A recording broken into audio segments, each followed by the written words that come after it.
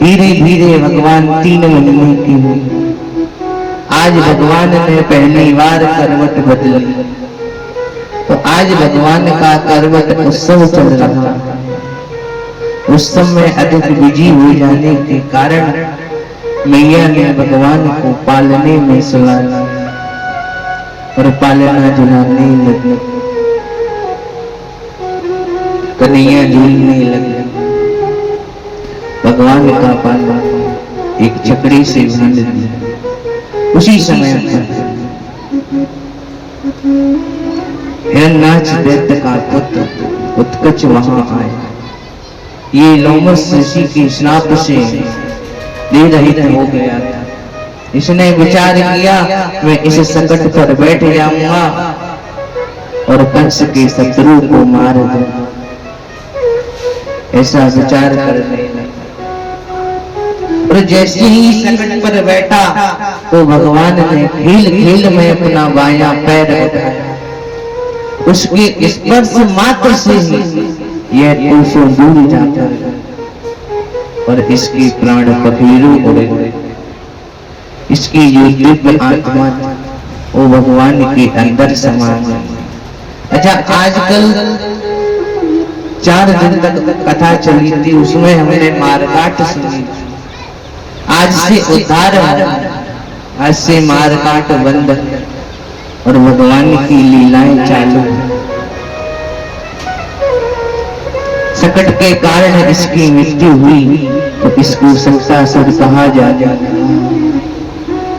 अचानक चकड़ा पलटने से सभी लोग अचंभित हुए। पास में बच्चे खेल रहे थे, उनसे पूछा। अब बच्चों ने देखा सो बता दिया। हालांकि बच्चों की बात मानने योग्य नहीं थी, लेकिन फिर भी सभी ने विश्वास किया। भगवान श्री नंद बाबा ने धन्यवाद। धीरे धीरे भगवान 6 महीने की हो गई। एक दिन मैया यशोदा भगवान को दूध पिला रही थी। एक दारो मारुणम लालयाति सुतम सती गरिमाणं सिसोदुं नासे गिरिकोटबता। अचानक मैया को आज लगा कि भगवान में वजन बढ़ गया। हालांकि संत कहते हैं किसी भी माँ को अपने बेटे में भार का अनुभव नहीं होता। आज माँ को ऐसा लग रहा है मानो उनके ऊपर कोई पर्वत रखा। इतने में भगवान ने जमाई और उसमें पूरे ब्रह्मांड के दर्शन करे। यह ब्रह्मांड के दर्शन जो जगह पर करे, एक तो यहाँ पर और एक ब्रह्मांड घाट पर, 2 जगह पर भगवान ने ब्रह्मांड के दर्शन कराए। उसी समय पर हिरण्याक्ष नाम का दैत्य यहाँ आया। ये चक्रवात के रूप में था, भगवान को लेकर जाने लगा। अब भगवान ने देखा बहुत देर उड़ लिए हैं, अब इनको जरा सबक भी सिखाया जाए। तो इन्होंने गर्दन पकड़ ली। अब तो ये कहने लगा अरे मुझे छोड़, मुझे दर्द हो रहा है। भगवान कहने लगे मामा जी, मेरे मामा जी कितने अच्छे हैं, बिना टिकट के हवाई यात्रा करवाते हैं, लेकिन पता नहीं इनको बीच में ही क्या हो जाता है। ये कहने लग जाते हैं अरे मुझे छोड़। अब इनकी बात तो माननी पड़ी, लेकिन मामा जी छोड़ूंगा ऐसा कि आप भवसागर से पार हो जाओगे। हिरण्याक्ष को भगवान ने एक चट्टान के ऊपर छोड़ दिया। बेचारा वो भी मर गया। एक दिन मैया यशोदा भगवान को स्तनपान करा रही थी। अब स्तनपान कराते हुए बहुत देर हो गई तो आज मैया विचार करने लगी कहीं लाला को उपज ना हो जाए। ये हमारी माताओं में सबसे बड़ी कमी है। किसी दिन बच्चा ज्यादा खा ले तो कहती हैं पता नहीं इसके पेट में क्या घुस गया है, खाता ही जा रहा है। किसी दिन अगर कम खाए तो कहती हैं पता नहीं ये खा ही नहीं रहा। अगर ऐसे ही नहीं खाता रहा तो दुबला पतला हो जाए। आज माता को लगा कहीं भगवान को कुछ ना हो जाए। इतने में भगवान का मुख और मुख खुलते ही मैया अचंभित हो, क्योंकि ब्रह्मांड की दर्शन भगवान यूं कहना चाहते हैं, अरे मैया तू व्यर्थ में चिंता कर रही है। तेरे वात्सल्य से मैं अकेला दूध नहीं पी रहा, ये पूरा संसार दूध पी रहा है। एक वसुदेव जी की प्रेरणा से गर्गाचार्य जी आए। गर्गा क्रोहितो राजन यदुनाम सुमहात पा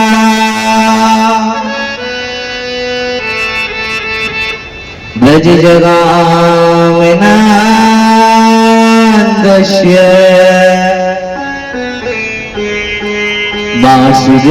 वासुदेव प्रचोदिता। नंद बाबा गर्गाचार्य जी का स्वागत और आने का कारण गर्गाचार्य जी नंद बाबा से कहने लगे, देखो मैं वसुदेव जी का नामकरण करने, वसुदेव जी के पुत्र का नामकरण करने आया हूं। नंद बाबा कहने लगे, प्रभु आप नामकरण करने तो आई हो, तो जब आप रोहिणी जी के पुत्र का नामकरण करोगे तो मेरी भी पुत्र का नामकरण कर देना, इससे एक से दो काम हो जाएंगे। गर्गाचार्य जी कहने लगे, मैं ऐसा नहीं कर सकता, क्योंकि सभी लोग जानते हैं मैं यदुवंश का कुल गुरु, और यदि मैंने आपके पुत्र का नामकरण कर दिया तो सभी लोग आपके पुत्र को देवी का आत्मा पुत्र माना। कंस को वैसे ही संदेह है, मेरे द्वारा नामकरण करने से उसको पूर्ण विश्वास हो जाए, इसलिए मैं नामकरण नहीं करूंगा। नंद बाबा कहने लगे, गुरुदेव आप गौशाला में जाकर नामकरण कर देते, वहां पर दो बालक दोनों माताएं और मैं रहूंगा, किसी को पता नहीं चलेगा। वो गर्गाचार्य ने विचार किया, आया भी इसलिए हूं तो क्यों ना कर दिया जाए। गर्गाचार्य जी तैयार हो गए, दोनों बालकों को गौशाला में लेकर आओ, ऐसा वनवास में कहकर नंद बाबा तो चले गए। अब इधर रोहिणी जी यशोदा जी से कहने लगी, देखो यदि ये सिद्ध संत होंगे तो हमारे बालकों को पहचान जाएंगे, हम लोग पुत्र बदल लेते। और दोनों ने पुत्र बलदा और गौशाला में आए। गर्गाचार्य जी ने षष्ठी वाचन करके ध्यान लगाया, समझ गए दोनों पुत्र बदल कर आई हैं। यशोदा जी की गोद में रोहिणी जी के पुत्र को देखकर कहने लगे, अयो ही रोहिणी पुत्रो रमयान सुहृदो गुणे आख्यास्ते राम इति वला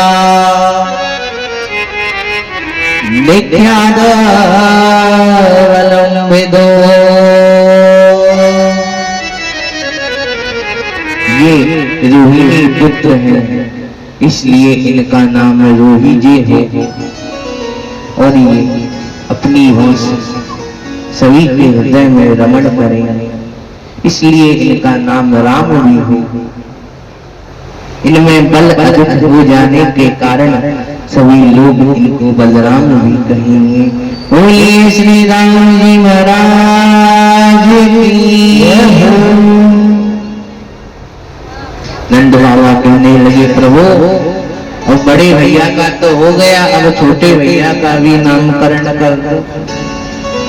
गर्गाचार्य जी कहने लगे, इनके नाम अनेक अनोपा, मैं नृप गया सहमति अनुरूपा। इनके तो अनेकों नाम, अनेक जन्म, इनका अलग अलग वर्ण है।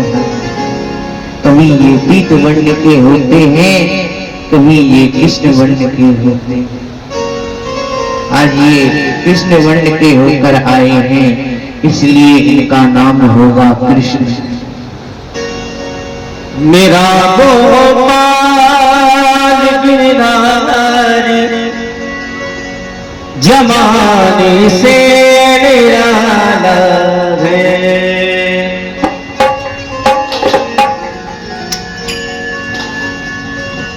रंगीला है रसीला है, रंगीला है रसीला है, न गोरा है न काला है, रंगीला है रसीला है, गोरा है न काला है। मेरा गोपाल गिरधारी जमाने से निराला है, मेरा गोपाल गिरधारी जमाने से निराला है, जमाने से निराला है। सभी मिलकर के गाओ, रंगीला है रसीला है, रंगीला है रसीला है। अच्छा एक बार दोनों हाथ उठाओ, दोनों हाथ उठाओ, उठा लो चाचा, दोनों हाथ ऊपर बजा के ताली कहो। रंगीला है रसीला है, रंगीला है रसीला है, न गोरा है न काला है, रंगीला है रसीला है, न गोरा है न काला है।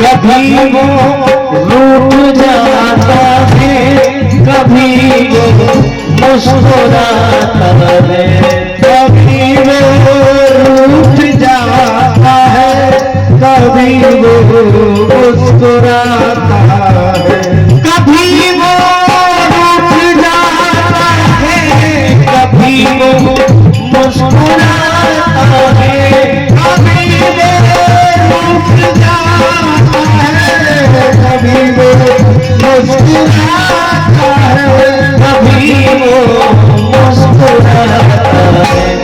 तुम्हारी बाल लीला में, तुम्हारी बाल लीला में अजब धोखे मिला है, तुम्हारी बाल लीला में, तुम्हारी बाल लीला में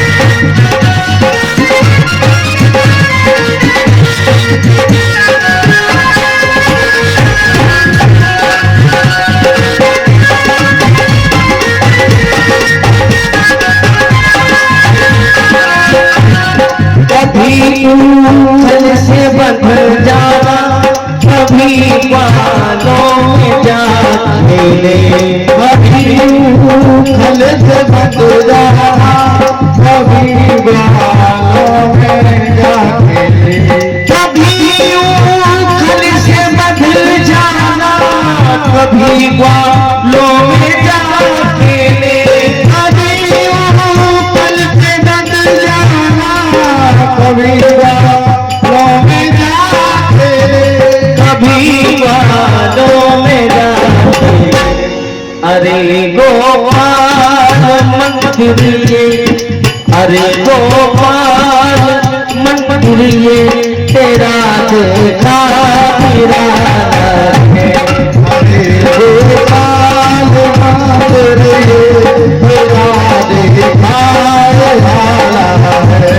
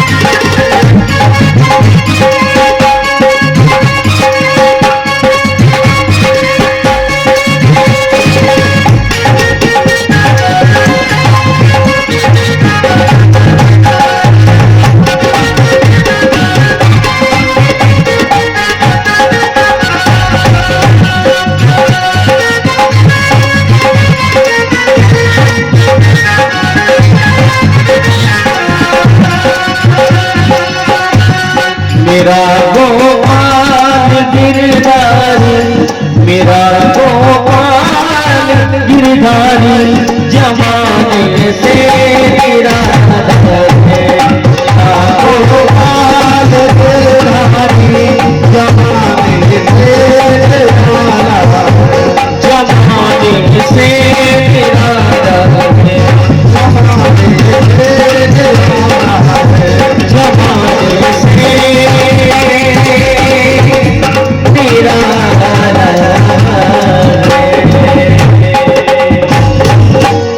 बोले बाबे बिहारी लाल की।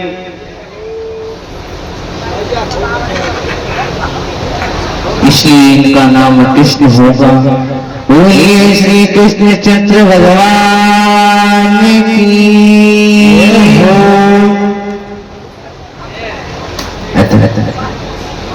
नंद आपका यह आत्मज गुण संपत्ति सभी श्री नारायण भगवान के समान हो। इस प्रकार गर्गाचार्य जी ने दोनों भाइयों का नामकरण किया। नंद बाबा ने इनको दक्षिणा दी। हालांकि ये दक्षिणा के लिए नहीं आए, लेकिन पुरोहित का कर्म होता है दक्षिणा लेना, इसीलिए यहाँ पर इनको दक्षिणा लेनी पड़ी। धीरे धीरे भगवान घुटनों के सहारे चलने लगे।